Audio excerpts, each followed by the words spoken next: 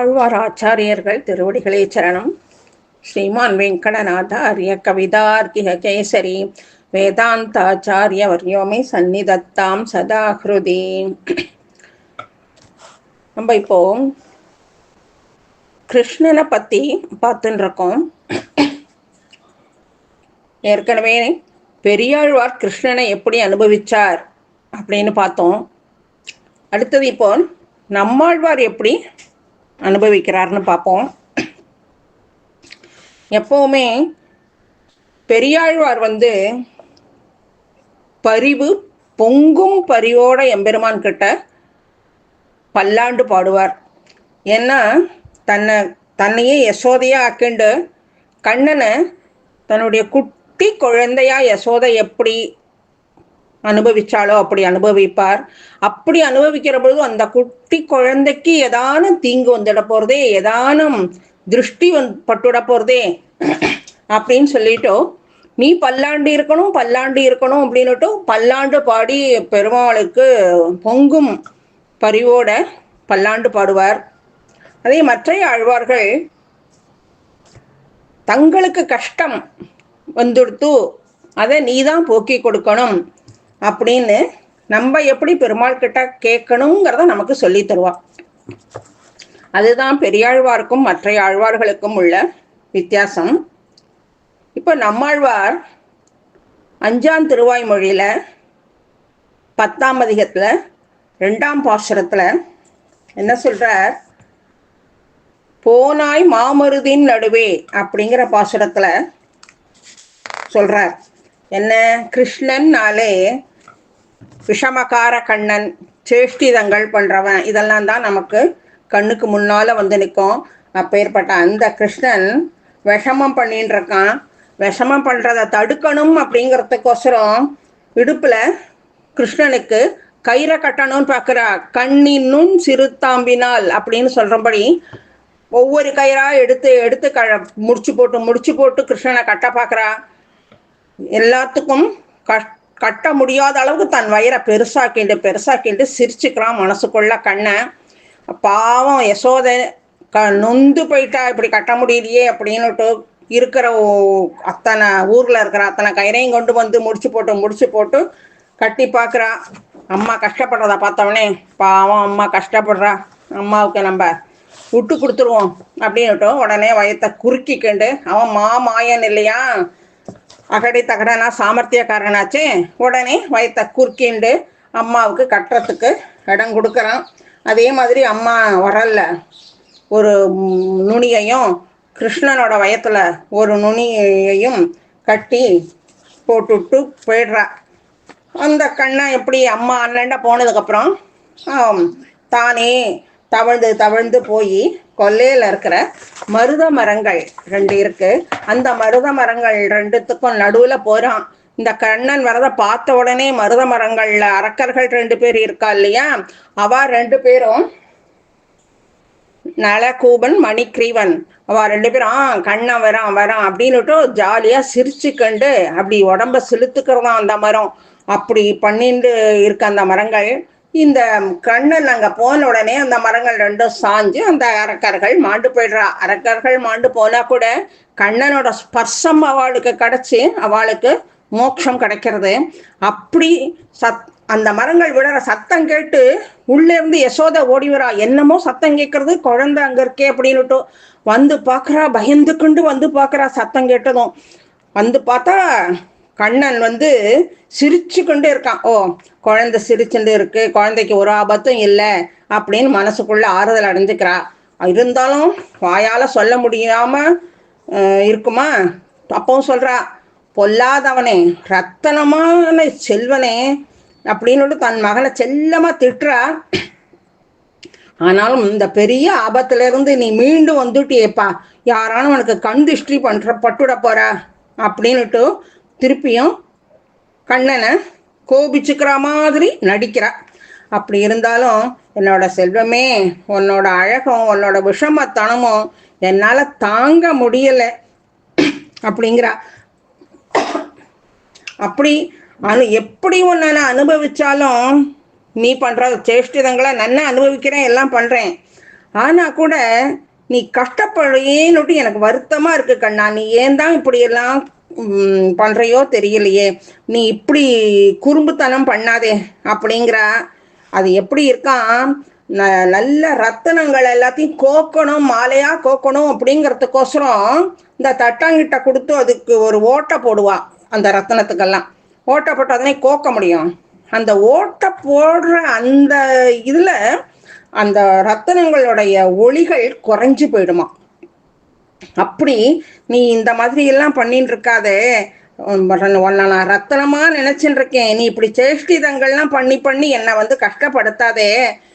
உன்னை அந்த ரத்தனம் என்ன, அந்த துளையிடாத ரத்தனம் எப்படி இருக்குமோ அந்த மாதிரி இருக்கணும் நீன்னு நான் உன்னை நினைச்சுட்டு இருக்கேன். அதனால பொல்லாமணியே, இப்படியெல்லாம் நீ கஷ்டப்படுத்தாதடா, சமத்தா இருடா அப்படிங்கிறா. யசோத, எனக்கு தேனை போல நீ தித்திக்கிற, இப்படி இருக்கிற நீ இப்படி மரங்கள்லாம் முறிஞ்சு விழுந்து உனக்கு ஏதான ஒன்று ஆயிடுத்துனா நான் என்ன பண்ணுவேன்? எனக்கு நீ உயிர் பிச்சை கொடு அமுதமே அப்படின்ட்டு கண்ணங்கிட்ட சீராட்டி கேட்குறா. யசோத இப்படி மனமா உள்ளன்போட மனசார கண்ணனை சீராட்டி மகிழ்ந்து போறா. அவள் சீராட்டியதை பார்த்தா நம்மாழ்வார் சொல்றார், யசோத தன்னோட உள்ள அன்போட உண்மையான பரிவோட உண்மையான பாசத்தோட சொல்றா இதெல்லாம். ஆனா நான் அப்படி இல்லை, சும்மாவானோ பொல்லாமணியே தேனே இன்னமுதே அப்படின்னு விட்டு கண்ணனை கூப்பிட்டேன். ஆனா இது மேலாக சொன்னதுதான், உதட்டளவுல நான் சொன்னதுதான், ஒரு வேஷம்தான் போட்டிருக்கேன் நான். ஆனா உண்மையான பாசத்துல நான் சொல்லல. இதையே திரும்ப திரும்ப சொல்லி கபட நாடகம் ஆடியிருக்கேன் நான் அப்படிங்கிறார் நம்மாழ்வார். மேலும் சொல்றார், யசோத பரிவோடையும் பாசத்தோடையும் சொன்ன சொற்கள்லாம் நானும் பரிவு இல்லாமல் பாசம் இல்லாம சொல்லி நடிச்சேன்.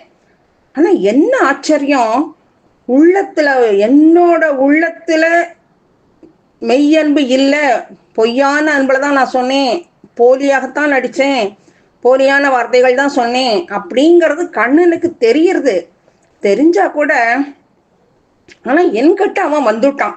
ஏன்னா அவன் கருணாமூர்த்தி இல்லையோ, என்னை அன்போடு அவன் ஏற்றுண்டுட்டான். நான் சொன்ன வார்த்தையெல்லாம் அவன் ஏற்றுண்டுட்டான் அப்படிங்கிற.